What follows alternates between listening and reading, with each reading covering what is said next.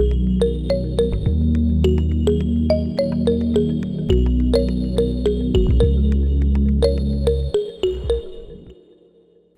and welcome to Sustainable Sustainability, a series of podcasts brought to you by the Stewardship Asia Centre.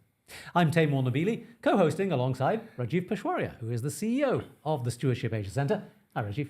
Hi, Taimur, and I am really delighted today because we have a very special guest on our show today, an old friend and somebody who is the epitome of sustainability, none other than Sir Robert Swan. Welcome, Rob, to the show. Great to be here, gentlemen. Rob, we've worked off and on together for the last 20 years, and it's really been an amazing privilege to see your journey. So I have a lot of questions today for you. But let me start with a quote of yours. Many of your quotes are very famous now, but there's one that is everywhere. And you also very kindly use that to endorse the book, Sustainable Sustainability. The greatest threat to our planet is the belief that someone else will save it. Actually, I have to say, Rajiv, I'm very proud that I'm above all the recycling bins and rubbish bins in, I think, the Marina Bay Sands complex, and often say to people that's where I should be, in the trash. But really where that comes from is mindset. And I think so many people today all know that our climate is changing, that we're under threat, but for some extraordinary reason, they genuinely believe that they can just carry on living their lives as they always lived them, and that by magic somehow somebody else will change everything. So I really believe firmly that one's got to look at oneself on all these issues and realize that somebody else isn't going to sort it out. We have to. And that's where that came from. But, you'll go around today, the word sustainability comes up about 20 times a day in a normal course of the day. And they say that the younger generation now is very, very aware and is taking responsibility because it's their future at stake. And you're saying, yeah, but it's actually not happening? Well, not really, no. I think that it's very arrogant of us more senior people on the planet just to say, oh, well, we've messed everything up. Young people can sort it out. And that's not the case. Young people are feeling very much, as you know, come on, you and I know this. Young people are feeling very vulnerable. They're not stupid. They have all these social media things, and most of that is negative. So it's Dubai's flooding, Russia's flooding, Singapore's too hot, and we're all going to die if it gets much hotter. Those are the messages that are coming out to young people. And I think that it's really, really important that we have a drive towards giving them hope. Because if we end up with a hopeless generation, it won't be sorted out. Because these people, as we well know, we've known each other for 20 years and it seems like 5 minutes. So where are these young people going to be in 20 years? So we've got to make absolutely sure that they're part of the solution, not the problem. What about those people who are not young people? I mean, my generation, baby boomers and Generation X people, such a massive cohort of them think the same way. I mean, at least the young people have, it seems, a degree of commitment and a degree of drive to do something about it. Whereas I know a whole bunch of people of my generation who are either indifferent to the whole thing or in absolute denial. Yes, it's a very difficult thing. And it's actually quite annoying, bluntly, that people do believe, again, that they can just carry on as they are. And they think, oh, well, I'll buy an electric car and that'll sort it all out and I've ticked off my sustainability thing and I'm really good. Or as you know, Rajiv, a big corporation makes a big statement and says, we are going to be carbon zero by 2049. Well, that's complete nonsense, because all the people that are there are probably going to have retired or died by then. And I think a lot of people that you're talking about, people of our generation, sort of believe, well, the companies are going to do it. The government's got this brand new legislation that's going to sort everything out and that we're okay. But I think that increasingly people are not feeling okay because they're getting slapped in the face by climate. I can guarantee you that if we went to Dubai tomorrow and started talking a bit more about sustainability, people would listen more because they just got slammed. And I think that is a big issue, that people don't seem to want to act, but they really maybe should look differently and work out that they're privileged people. There's no one listening to this program now who's starving. So most people who are listening are privileged.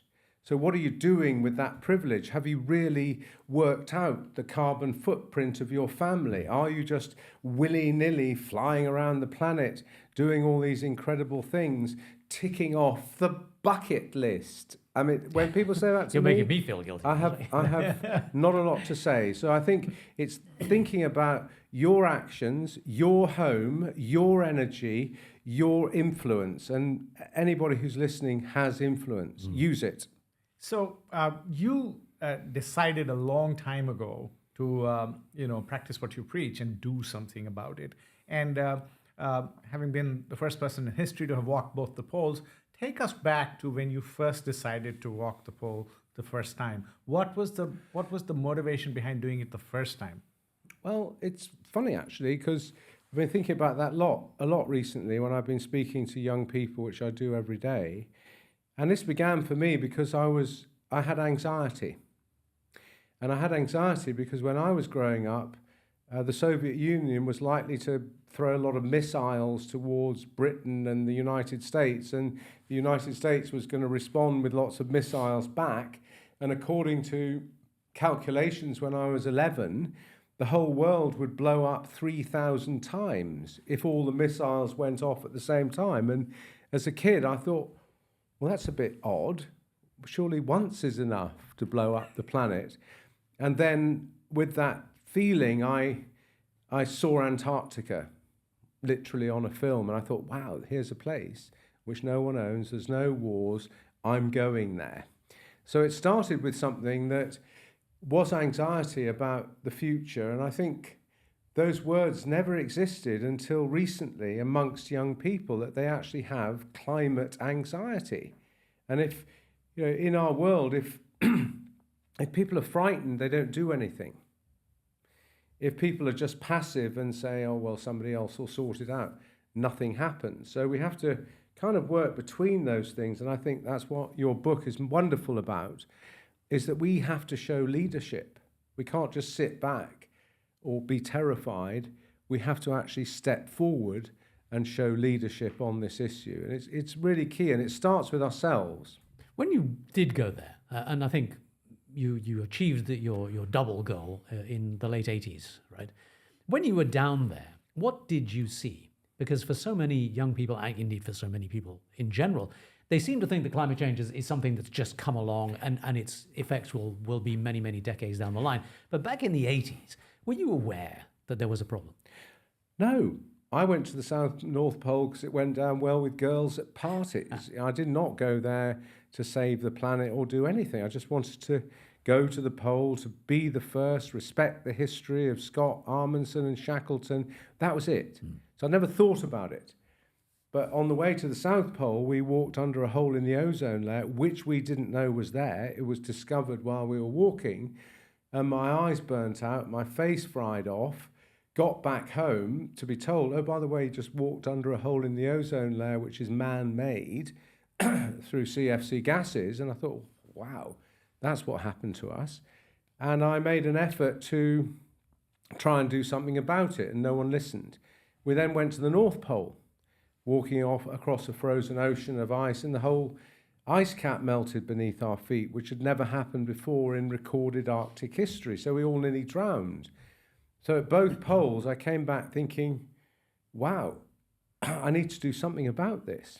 And how do you feel now that we hear that last winter was the worst situation for Arctic ice, Antarctic ice in history, and the melting is going much worse than we ever feared? Well, I think as my great friend Ben Horton of the Earth Observatory says, the clock's ticking and we're not listening. It's tick tock. And all that ice, you can't walk to the North Pole anymore. There's no ice there. So I might be the first person in history to walk to both poles, and I could end up being the last because you can't walk there. The Antarctic is certainly melting. I go there every year. These are things that are happening, and it's gradual. It's not going to suddenly come. Well, I hope not. It's not going to suddenly come, but I feel that what we have to do is say, these places are trying to tell us something. We need to listen. But people have been saying that for 30 years. What I like about what Rajiv's saying is, okay, we know the score. This is what we should do. He's talking about business. He's talking about leadership. I'm talking about people actually who are listening, stopping for a moment and saying, okay, what's my contribution to this problem? We're building walls around Singapore at $100 billion worth of walls, I think it is. Will that be enough? And what about places that can't build walls? So we've got to be positive, we've got to be hopeful, but also at the same time know that if we're not willing to transition, we need to stand aside and let somebody else do that. So you went to the North and the South Pole and you realized that something needed to be done. Since then to now, tell us a little bit about the journey as to what you've been doing to address the issue of environmental sustainability. Well, one's got to know, and I think we met round about that time, is that when you talked about all these things 30 years ago, I was put in the box of being a radical green activist, just because I was talking about holes in the ozone and that we'd walked across ice caps that were melting. So at the beginning, and it's very strange, Rajiv, that at the beginning I realized that I couldn't talk about these things because no one would want to listen because they just didn't. I was a greenie. So I realized, as you've realized over the years, that the best thing for me to talk about was leadership. So I started this journey talking about leadership, and then at the end of my talks, putting a little bit in about sustainability and the environment. And that's gradually increased, but interestingly enough, it hasn't changed. Because what people ask me now to do, and you do, and that's why we work together so well, is it's still down to leadership. But it's leadership on sustainability now, as well as normal leadership. Our journey has been varied, because in the middle of all this, I was given a 50-year mission to protect Antarctica, or try to protect Antarctica, by Jacques Cousteau. We've been working on that for 33 years. And young people love that. When I say to them, in 17 years' time, 2041, the world is going to decide on the future of the Antarctic. Please remember this talk I'm giving you today. So when you're 34 or whatever age you're going to be, don't forget we need to preserve Antarctica. So it's been positive. It's been hopeful, because I learnt walking to the poles that if you're not positive, you die. So, sorry, what happens in 2041? In 2041, the agreements that preserve Antarctica, right now we all own it. It's the only place in the world that we all own. And in 2041, the agreements can start to fall to bits. And we could be stupid enough to destroy the only place in the world that we all own. You think that might happen? I mean, the Madrid Agreement that set 2041 as the date, even before that, Antarctica was generally seen as a place for common ownership of the. I mean, no one nation owns it.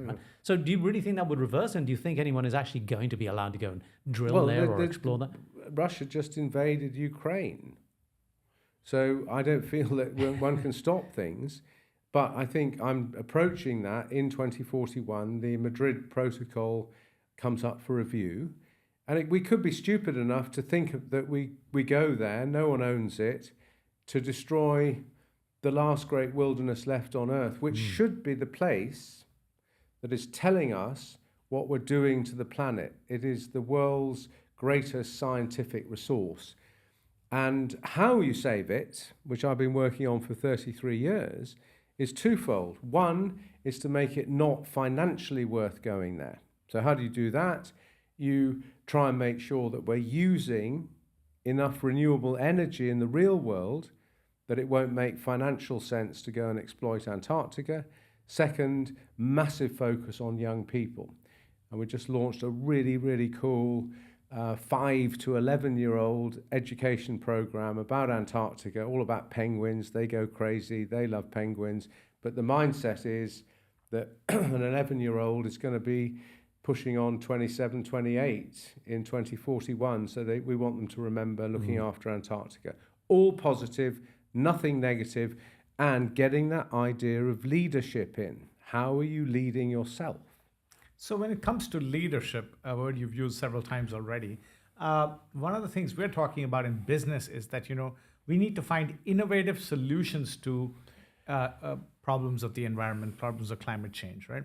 Innovation means you fail 8 out of 10 times. And therefore, the key is to not give up and remain resilient. Now, what can you tell us about resilience based on your journeys to the poles, multiple journeys to the poles, and what did you learn about how to sort of fortify that resilience? It's tricky, Rajiv. As you know, I walked to both poles. I got there when I was 33, and that was it. I was never going to walk anywhere ever again, ever. Done. And my son Barney, who's doing some great work as a young person in the rainforest in far north Queensland, Australia, replanting actually part of the oldest rainforest on the planet, he convinced his father to go out and finish a journey that I'd sort of forgotten about, which was to complete the crossing of the whole of the Antarctic landmass. And just to put that in context, that's pretty much coast to coast US mainland, isn't it? It's a long way, yeah, very long way. But I'd done a lot of it already. So he convinced me to go back. We did it on renewable energy. And I thought, being rather arrogant, well, I could do it. If you're the first person to walk to both poles, you've got this. Although I was in my early 60s, which was the mistake. And halfway to the pole, 300 clicks in, Rajiv, my hip disintegrated. And I couldn't walk at all. And so I had to fail. And I think resilience has to do with dealing with failure, actually. And I have failed in everything in life, certainly financially, as you know, but I failed in everything, but I never failed to get to the pole when I said I was going to get there. So this failure, leaving my son at 23 and to complete the journey, which he did, this was a massive thing. And it really hit me hard.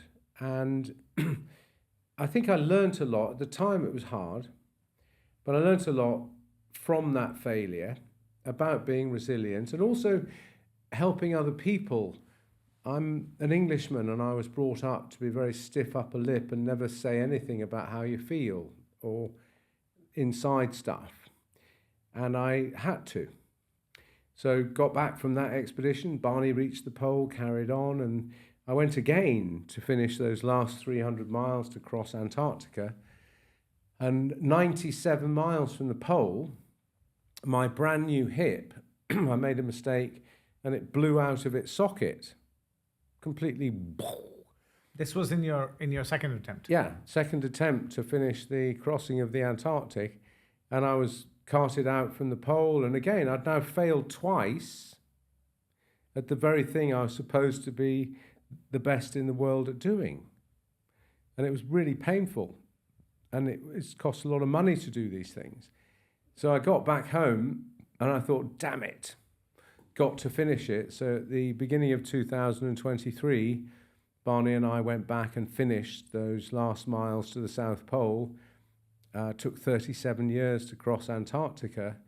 But I think in that journey of resilience, I think understanding how other people feel during failure is an important part of leadership.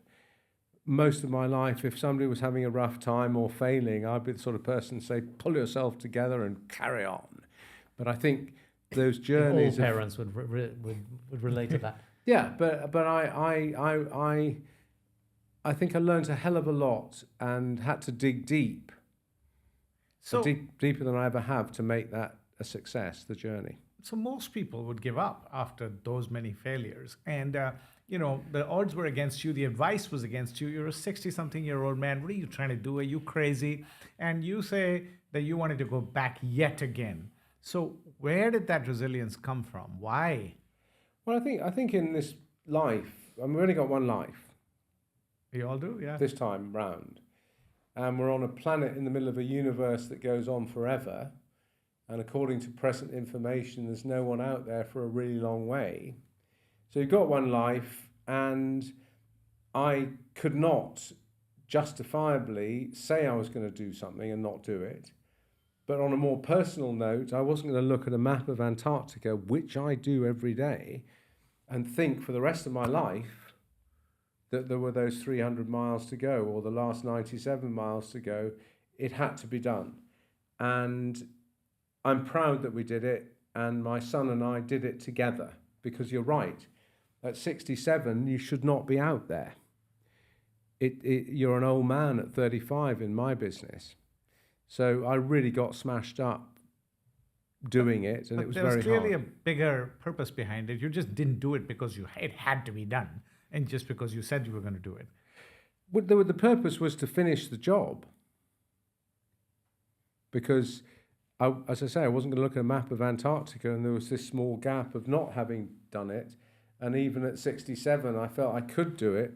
But at 77 or 87 or 97 or even 107, my mum died last year at 106, so you never know, I wouldn't be able to do it.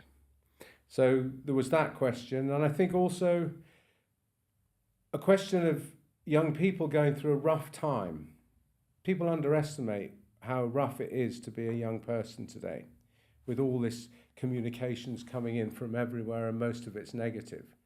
So I felt that I could do something that was breaking through not being able to do it, or people saying I couldn't do it. So I felt there was more issues, but in bottom line is I said I was going to do it, and we were bloody well going to finish it. So how does that translate into our challenge today? I mean, everything you said relates to the initial conception that you put forward, which is mindset. And it also maps on to the challenge of climate change and trying to cultivate that sort of resilience in the current generations, and trying to cultivate a sense of agency in those young people to get up and do something rather than sit back and go, well, someone else will take care of it. How do we infuse that into the Well, it's a tricky business, because as you rightly said earlier, it's not just young people, it's our generation as well that need to be infused with action and leadership, especially in their corporate roles on this issue. And that's one issue, and I think Rajiv's book pretty much nails that bit. From young people's point of view, they just want to feel that in their own way, they can make a difference. They're feeling frozen. They're feeling, what are we going to do? It's all getting worse. No one's telling us what to do. What do we do with the rest of our lives? What jobs are we going to get? How do we do it? Where are we going to live? It's quite difficult for them. But as I say, you can think about everything, a bit like our generation. What are you doing? You know, most young people don't realise that every time they take 426 selfies and put all this information on the cloud, that the cloud just sort of exists up there in the air. It's in a flipping data center, and data centers require power. So, you know, why not have 5 million selfies, just have 50 that you really like and might use. Don't just take it for granted that all this stuff you do is free and that it's not being paid for somewhere from an energy point of view. And thinking about green jobs, you know, maybe they can start a company. Action. And at the moment, they're kind of a bit frozen. So I think thinking about what they're doing, maybe kicking butt with their family a bit more to say, hey, what are we doing as a family is an important thing. And I think also that they feel hopeful. Because without hope, especially in my business, you die. You've been taking these expeditions to Antarctica. A lot of people I know have gone on them. Tell us a little bit about that. What are you doing there? What are you trying to achieve there? Well, first and foremost, if you're trying to preserve Antarctica, which I'm doing, going there on a ship and using oil and people flying there does have an environmental impact. So first and foremost, we make absolutely sure that we come out net positive on the carbon, and we do that through planting trees with my son Barney in the rainforest in Australia. It's important to at least say that, because people sometimes say, well, if you're trying to save it, why go there? So what we've been doing for 20 odd years is to sort of gradually move in the right direction. The overall theme is to become champions for Antarctica and help preserve it forever. The second most important thing is leadership. The third is sustainability. So at last, after, I'm not very well organised, as you know, Rajiv, but I'm sort of getting there. At the end of 2025, we're launching Allies for Sustainability, because you and I have just been to this amazing conference here in Singapore. We go to these conferences, people join together, they make these bonds, and then they all go back home and become separate again. So I would like to take, and will take, people like yourself and lots of other people. Ben Horton's coming from the Earth Observatory. Get really good leaders down there to put their cards on the table about sustainability and about leadership. Have some wonderful support people who are there, behavioural scientists, all those sort of people, to come away with a shared experience and a bond, which you get in Antarctica, trust me, because you just have to look out the window, and then come home and keep sharing, keep that bond going on sustainability and leadership and ideas. Get the ideas. This is what we've been doing, and I'm going to take oil companies and gas companies and mining companies. We need to get together on this. And then over the next 9 years, which I reckon, according to science, we've got about 9 years to get our act together on all of this. Over the next 9 years, have another Allies for Sustainability expedition, either to Antarctica or to the Arctic or to the rainforest. So it keeps that bond going between people. But overall, the clock's ticking on Antarctica. It'll be 17, 16, 15, 14 years until 2041. That's the plan. Just want to bring up actually something relevant to that point. I mean, how do you keep people in touch with each other beyond the conference circuit?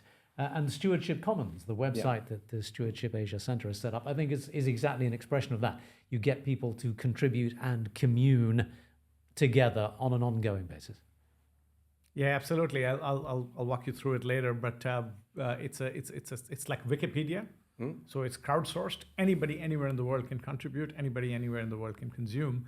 And it's a site that we're hoping that this becomes the world's largest melting pot for people to connect on issues of sustainability. Wonderful, wonderful. And I think add that friendship, because when you go to Antarctica, you create a bond. And I have people that went 20 years ago that are still annoying me in contact, writing letters. This was way before WhatsApp or Zoom or Skype.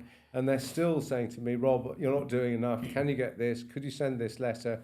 So Antarctica creates a bond between people that lasts. So add what you're doing to the bond of people, you've got a winner. And we'll cover it live on the 2025 expedition on stewardshipcommons.com. How's that, Tim? That sounds like a great idea. Streaming it live. No, well, it's going to be a Chatham House affair, but we can create content exactly. around it. You said you were going to Antarctica again to live for 2 months in a hut, totally on renewable energy, and talk to 1 billion people from there. What's behind that? What are you trying to achieve there? Clock's ticking all round. So clock's ticking on our survival on the planet. Clock's ticking on preserving Antarctica. And I think it's very important to do things where you can explain without having to speak for hours. So I'm going to this hut at 80 degrees south in Antarctica. It's called Ice Station, so it'll get the young people a bit more interested. And first and foremost, using Starlink, which is a good communications tool, be able to get teachers behind our 5 to 11-year-old education program on the preservation of Antarctica. So I'll be speaking a lot with schools, recording things for schools and sending it out from Antarctica, showing the kids, because they all want to know, how are you going to go to the loo? What's going to happen to your poo? What happens to your wee? How are you going to make a cup of tea? How are you going to sleep? Will you be... All those issues they love. So I'll be showing them all of those things and explaining that, yes, I'm living on renewable energy, but the sun doesn't shine all the time. So what am I going to do? Freeze? No.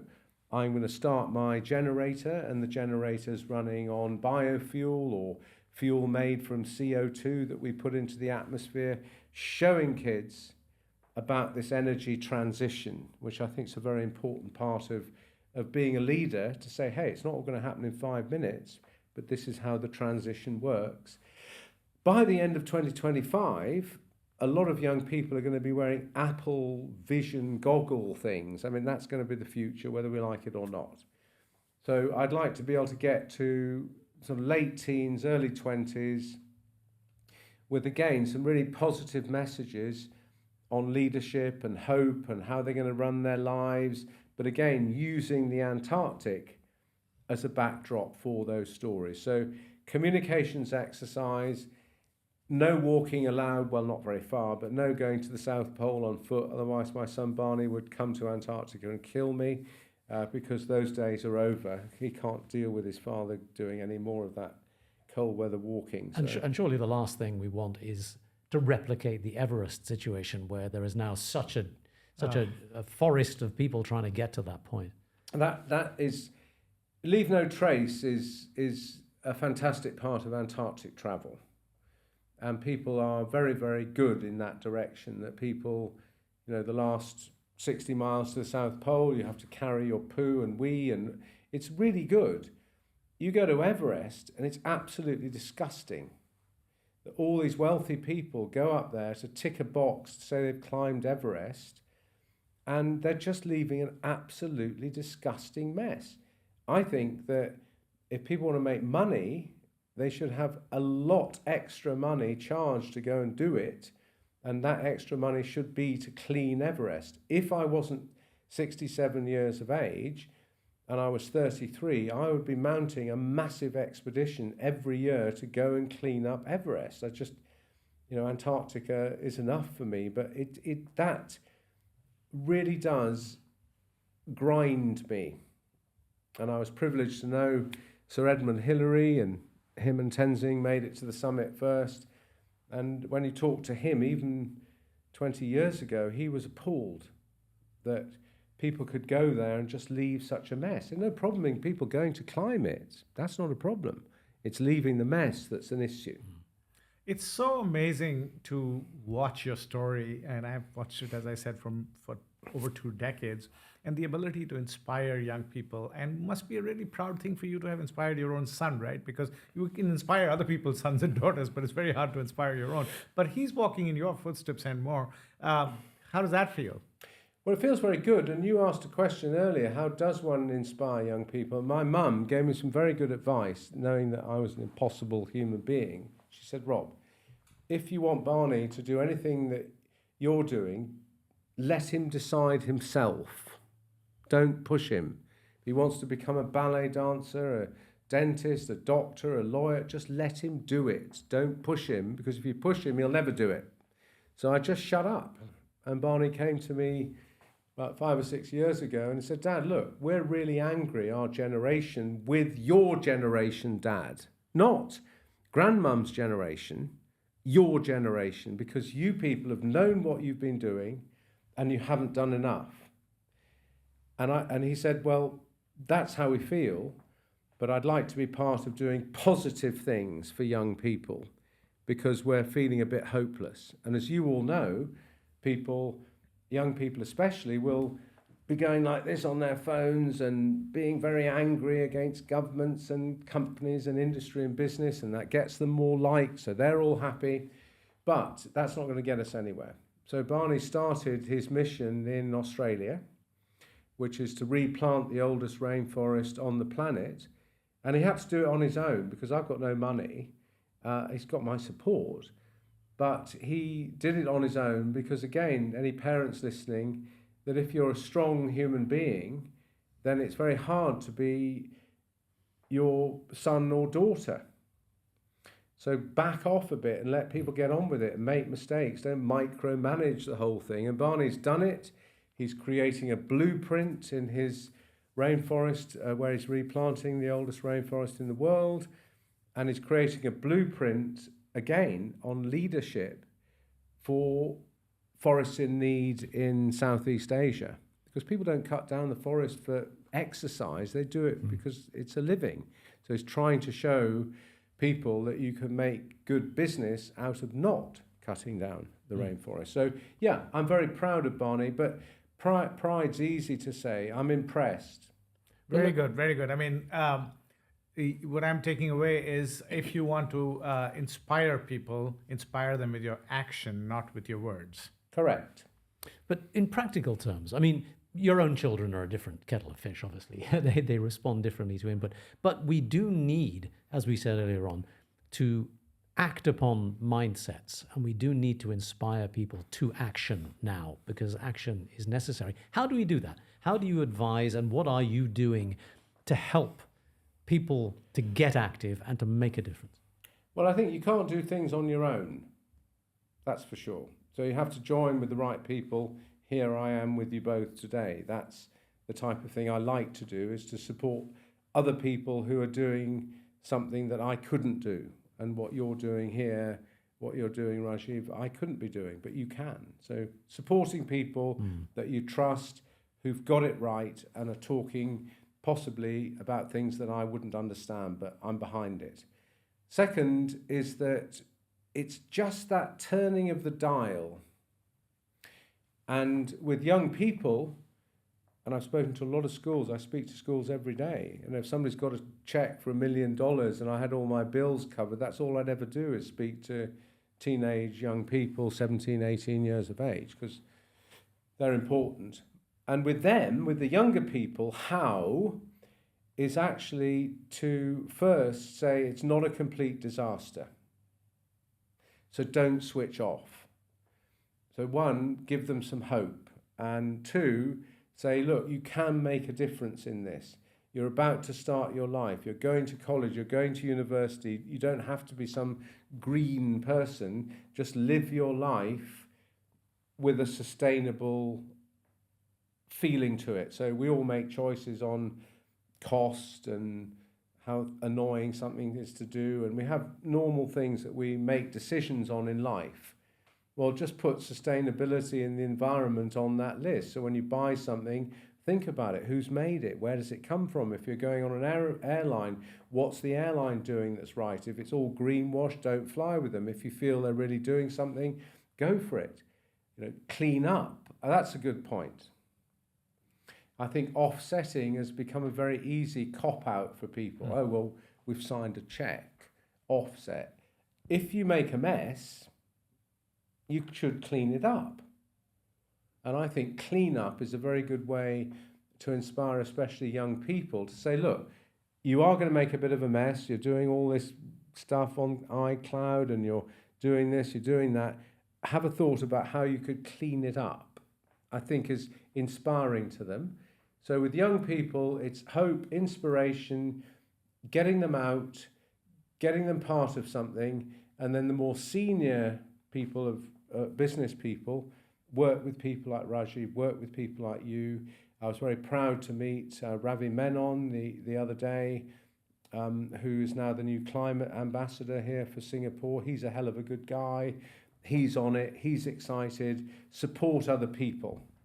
You're trying to unite the world towards a common cause, which is, in this case, Antarctica and sustainability in general. You're trying to encourage all of us to work across boundaries, work across cultures, come together, something in a humble way we are trying to do as well.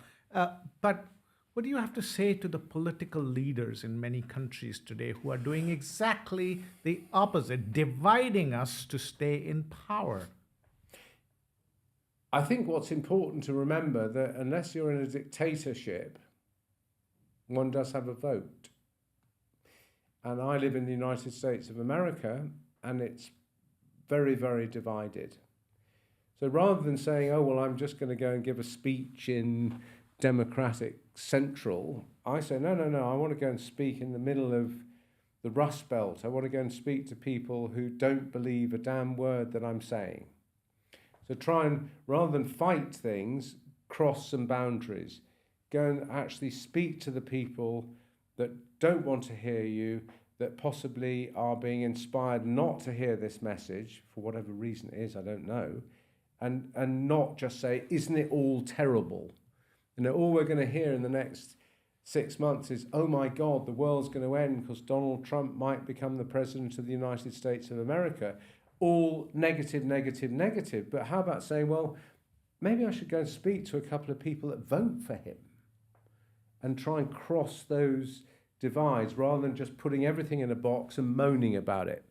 I would say to people that don't really have a say in it, so they're living underneath a regime where they don't have a say in it, to keep trying, not to give up, because it doesn't matter what regime you're under, climate change is going to affect everybody. Quite interesting, a couple of weeks ago, worst floods ever in Russia. That woke up a few people. Dubai flooded yesterday. So I think it's a really difficult question, but rather than moaning about it, try and go over the other side and influence and talk to people that don't want to hear us. Well, thank you for inspiring us today, Rob, and I hope your work with the young people bears some fruit. Good luck with the 2041 Foundation. Well, thank you, and thanks. This has been great. Thank you for joining us. All the best. Awesome. Thanks very much.